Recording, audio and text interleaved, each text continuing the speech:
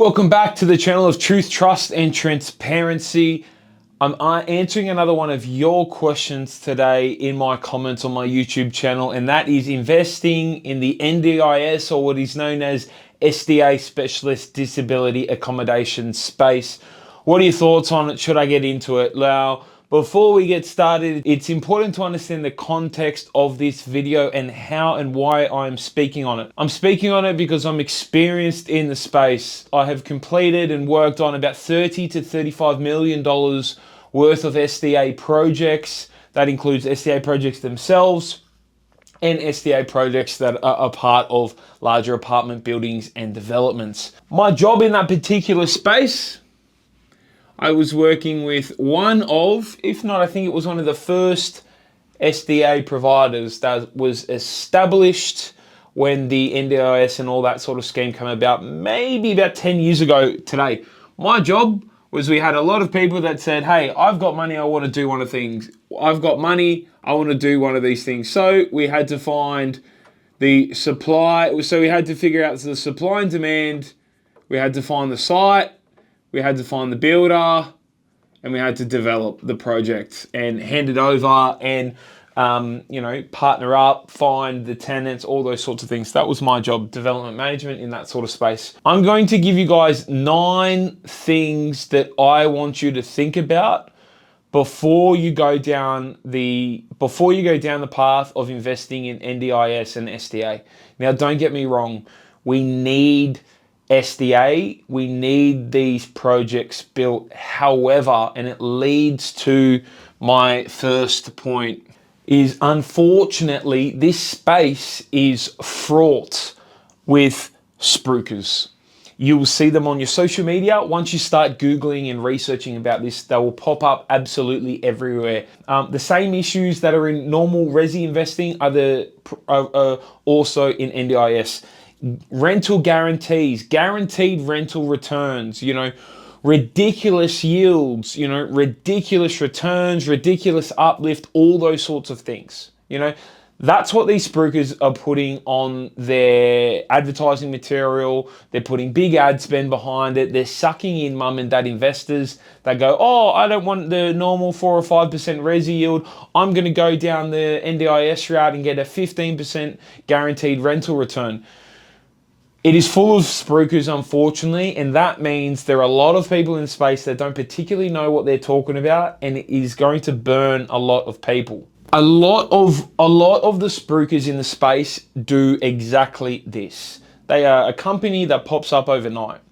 They partner with house and land builders in the sticks, out in the middle of nowhere, and they go, hey, we're going to get you clients, and we're going to get you to design and build these SDA homes. We're going to, work out a fixed price contract. We're going to add a fee on that, and that's how we're going to do. We're going to partner up together. We've got a whole chain. The builder goes, yeah, okay. I mean, I don't really care as long as you pay me X. Cool. Those particular companies really only care about getting you signed up, charging you the initial fee, and passing you on to the builder to get the build built. Once these things are built, then you need to worry about the acquisition of tenants or partnering with an SDA provider. They are nowhere to be seen. And I've seen it again and again and again. I've seen it thousands of times, is that people have these specialist disability designed homes that are finished, that are in locations that they are not needed, and they are left $1 to $2 million out of pocket, and they go, well, what do I do now? Help me. Because they got sucked in at the start. So don't get scammed. There are full of spruikers. That leads me into number 2. Supply plus demand is different. SDA isn't just like normal resi where you put an ad online and then you advertise it and then people come in. It just doesn't work like that. The demand for SDA is extremely small. We're talking in the tens of thousands of people. Tens of thousands of people compared to the millions and millions of us normal Australians out there. Supply and demand is totally different. A lot of the time, a lot of the supply is built and pops up in the middle of these random housing estates. Think Southeast Queensland, Northern Queensland, all these different areas where there is an abundance of land. The issue with that is that the demand is not out there. There are not people with disabilities out there that want to live out there. They need to live close to family members. They need to live close to amenities. They need to live close to support. They need to live close to hospitals. They need to live in the already built up areas. And what we found is there's a lot of people calling us up saying, hey, I've got this site. We'd run the numbers and check where the demand is, and the demand just wasn't there. Or another thing that people do is they go out and they say, okay, where is the cheapest part of land in Sydney? I'll use St. Mary's and Penrith as an example. They go out and they purchase there and they go, okay, I'm going to do SDA. Then we'd run the supply and demand numbers for SDA out there. And time after time again, what we found is that we'd say, because these things need to be registered, right? So it's very clear in terms of the supply and demand numbers. We found that back in the day, there would be something like 150 places getting built, 150 SDA dwellings being constructed, but we'd find the demand is like 67. There are 67 people looking and 150 getting built. So it tells me that there's going to be a lot of people with built SDA spaces that are in for a very bad time. 150 getting built, only 67 looking. And it's not as if you can just fill these people in. So supply and demand is a totally different game. You just can't build these in new housing estates. You can't just build these where they're cheap. You need to really hone in on where the demand for these dwellings are. And then you need to break down and say, then when you break that down, there's different levels of participants dependent on the amount of service and care that they need. There are people that are, independent, IL. There are people that are, high physical support. There are people that have a robust level of care that is needed. So there's all these different types of care. And within those, there's different people and there's different funding. So it kind of looks like this. Improved livability, accessible, I think it's accessible, high physical support, and then it's robust. And the funding goes kind of like this, right?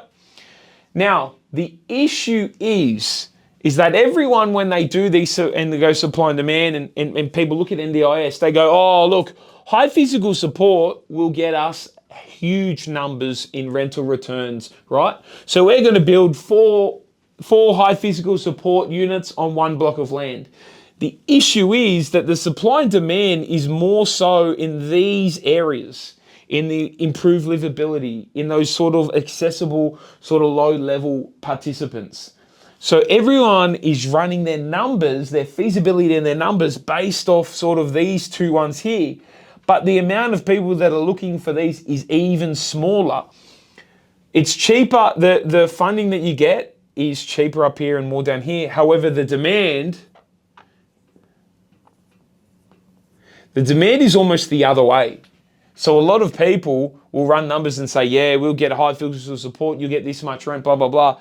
But what they'll end up doing is they'll have people at these levels, they'll have people at these two top levels wanting to get in, but they want, oh no, we can't put you in. We want more rent. We're going to hold out. And then that's where you have these big vacancies. So, which leads into number 3, vacancies. Vacancies can be 20 to 30%, and they can be 3 to 4 months. So again, it's not like a normal tenant. It's not like a normal person that can move in, move out. A lot of the time, these people are being discharged out of hospital or out of care. It takes a lot of time, paperwork, red tape to get these people out, to get out of the bed and into the new dwelling. So it can take up to 3 to 4 months to find, locate, source, do the paperwork, get the plans changed over, and to get these people in. Not to mention 20 to 30% vacancy rate. So imagine if I said, oh yeah, you're going to get $100,000 in rent, and they're basing that off 100% vacant, 100% occupancy, when really it could be even more than that. You could be basing that off $60,000 or $70,000.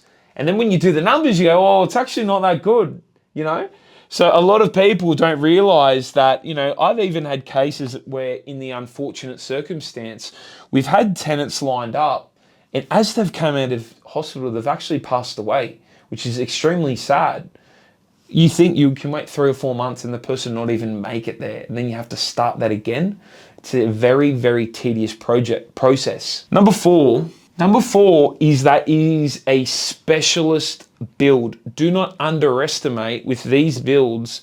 There are very, very small tolerances for a lot of things, for the difference in height between the transition of bathroom and hallway.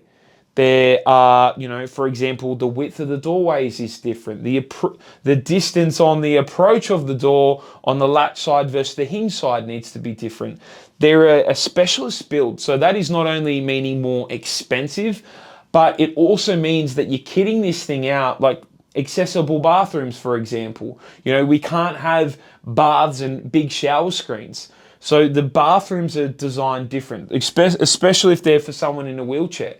The kitchens are also designed different. We need to have space under the parts of the kitchen for when you wheel a wheelchair underneath a bench. You need to have space underneath for the person's wheelchair to go. So that's designed different. The switches and the power points are designed totally different. We can't have stairs. We need lifts. We need to have, color differences for people that are visually impaired. So trust me when I say this, it is a specialist build. Your issue with that is you spend a lot of money on a more expensive build and you can't get a business. It's not as if you can just rent it out on the open market. You could, but you've also spent more money, so it means your yield's going to be a lot smaller. And then when you go in and have a look at it, it's a lot different to what a typical property is meant to look like. And so people, it'll be hard to find sometimes tenants to get into those if they are not from a disability background, because of the little nuances around those designs, around the bathroom. There's no bath in there for the families. The showers are different. There's all sorts of nuances in the design. I'll give you an example. It wasn't my project, but my access consultant was telling me about a project, right, where there was a corridor and there were doorways coming off the corridor. Now, in the NDIS world, you need to have a certain distance between the latch side and the hinge side of the door, clear between each doorway, right? So depending on where you're approaching it, you need to have differences. Now, when it was on the other side, they were sort of offset a little bit. They weren't lining up, right? Because they had that compliance reasoning. The builder turned around and goes, oh, I don't like it how they not line up. And he changed all the doors that were concrete filled frames to line them all up. He went back and lined them all up. Access consultant went to site and said, why did you change it? He goes, wanted them to line up. They said, we cannot certify this unless you rip that out and start again. Very costly mistake, but one example on the nuances and how every millimeter counts. Your threshold between walking out of your bathroom and meeting your hallway, we're talking millimeters. We're talking absolute millimeters. So there's a lot of nuances like that. Number 5, which is what I'm sort of talking about, complexity and compliance, especially around, these SDA dwellings. They need to be designed and approved in their design, like on paper with the architect, and they need to be approved in when they are constructed. Again, a lot of complexity around sort of some of the nuances that I've just mentioned. But again, that compliance, it takes a lot longer with the architects. It takes, I'll use another example too. In the garages, for example, we need to have a certain head height so the cars can come in and allow for the wheelchair to be placed on the top of the car. So there is a head height. And I remember one time, so if I draw that in section, right? We had a concrete slab here, and we have to have a head height back in the day, a few years ago. So let's just call it, say it's 2.7 meters. Now, when I was designing a project with the architect, you know, you have a roller door at the front of the garage, and what happens when you open the roller door rolls up to the top of the slab, right? But if you've got an automatic roller door, what you'll know is that there is a motor that sits on the top of this. And I remember asking the architect, and I said, make sure the spec, and I had this in email as well. There's a little tip for all you guys that are in development, is always get it in email form. Is I always said to the architect, I said, make sure you either get one that's got a low profile motor, or we increase the slab so that we have that 2.7 clearance there. Anyway, architect said, yeah, I got it. We got onto site, constructed, and the architect, there were big changes that needed to be made. We needed to put a steel beam in and all that kind of stuff, but very expensive mistake for the architect to make.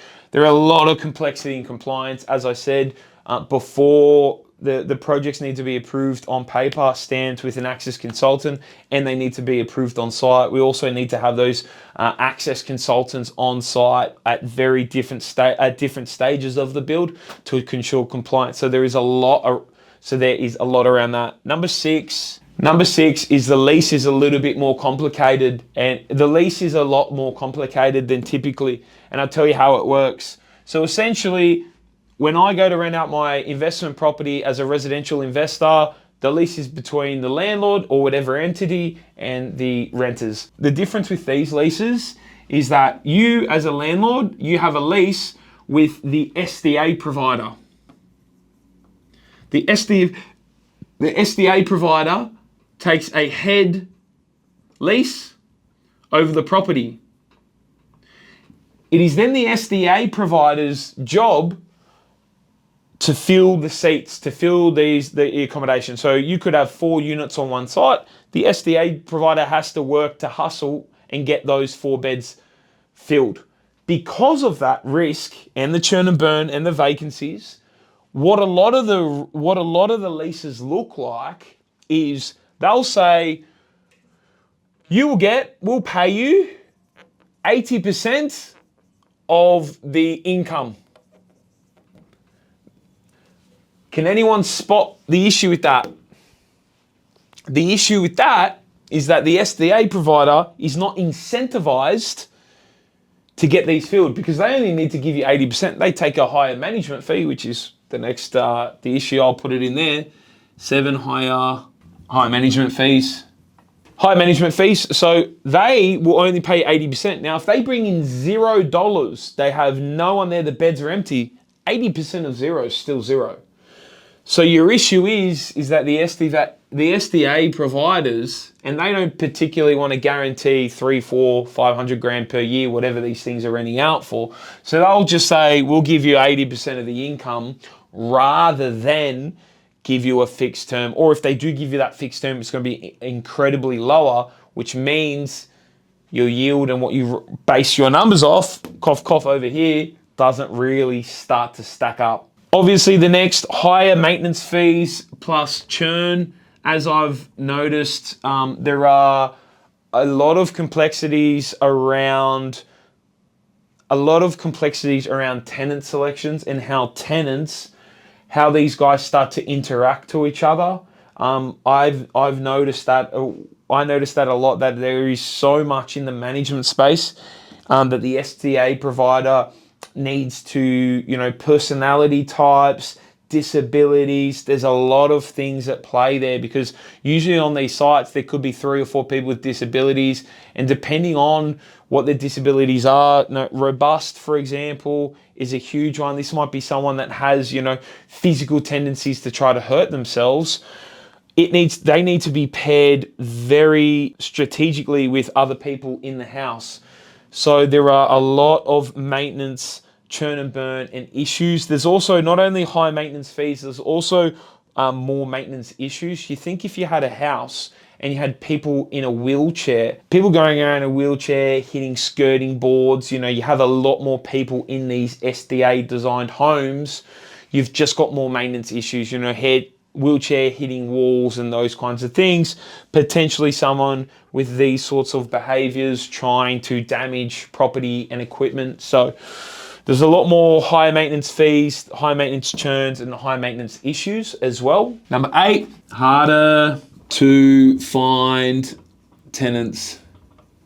As I said before, tenants are a lot harder to come by. We're talking about the tens of thousands. You don't have a massive pool of hundreds or millions of people that are looking for rental accommodation. We're talking in the tens of thousands of people, 5 digits. A lot of those already currently in accommodation. So your numbers are even smaller than that. I would say probably maybe now it could be down to 5 figures in the thousands of people looking for accommodation. So tenants extremely harder to find. Not only that, we got to match them with the accommodation type that we have built. You know, maybe we've built sort of 3 accessible rooms, but someone with HPS is looking, we can't find them, or vice versa. Robust needs to be built different. Maybe we've just built HPS. So think of that small tenant pool and then think smaller again, depending on what you've built. So a lot harder there too. Number 9, vals. Valuations is a lot harder and more difficult in this space, and the reason is it's obviously a commercial development. So when you have a head lease that says 80% of the income, you really need to have those those numbers dialed in and for a long amount of time to get a really good valuation. Think about it. If, 3 months we had $200,000 rent, then we had a few people move out and we had, $20,000 in rent, then we had $250,000, then we had $80,000.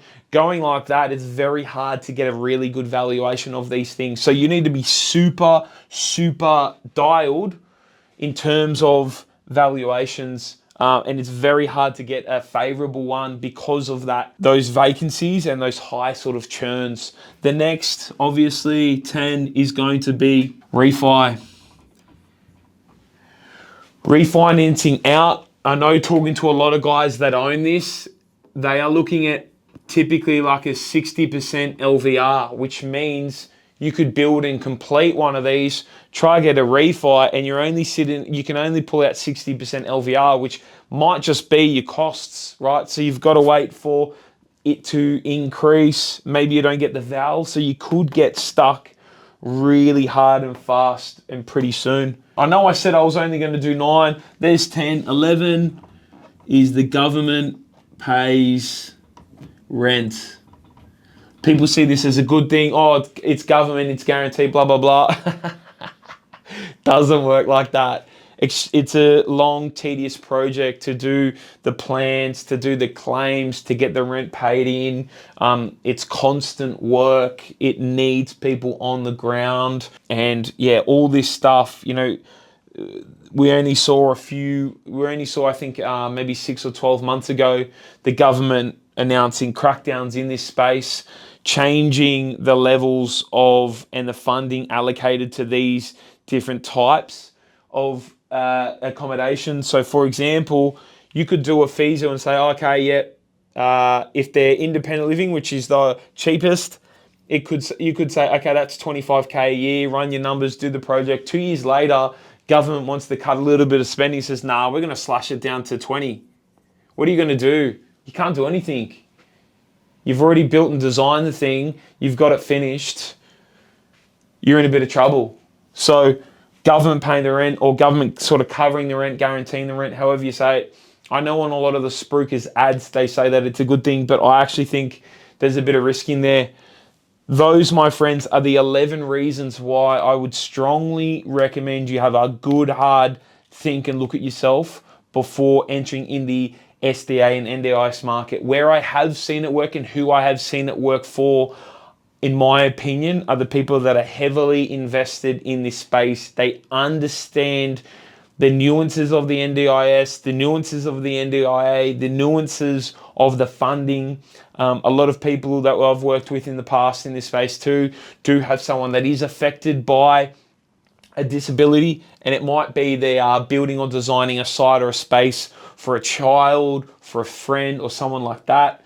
A lot of cash heavy builders as well in this space that are able to, you know, deal with a 60% LVR and a sort of parking cash in it, and have a massive portfolio of other properties, who I don't think personally, not financial advice, but who I don't think it's suited for mum and dad investors, people just looking for a higher yield, people that just click on a Facebook ad and go, oh yeah, that's for me. If that is you, build out in resi and move to commercial. That's the way to do it. I think these very nuanced markets aren't for everyone, and you should definitely avoid them. I've given you 11 reasons why, but there's just, you can make money doing your buy and hold resi, flipping, renovating, and transitioning into commercial when you have the capital, in my opinion. So SDA, NDIS, what to think about before. Lovely question. Enjoyed this one. Did a lot of work in this space. And if you have any thoughts, questions, emotions, leave them in the comments. As always, I'll see you guys tomorrow.